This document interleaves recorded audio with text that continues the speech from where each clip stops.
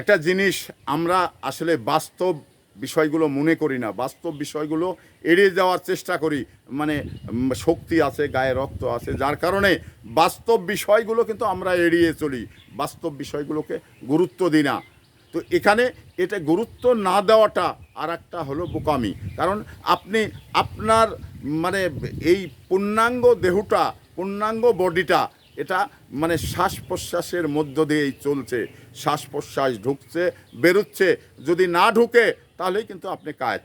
তো এইটুকের বাহাদুরি আমাদের। তো এটা নিয়ে আসলে মানুষের মানে ক্ষমতার অপব্যবহার করা, পেশি শক্তি দেখানো, এগুলো শুধু বোকামি আমি মনে করি। কারণ আল্লাহ সারা জাহানের মানে ঘুড়িগুলো এড়িয়ে রেখেছেন, মানে উড়ে বেড়াচ্ছেন যখন, মানে লাটাই কিন্তু আল্লাহ পাকের হাতে রয়েছেন।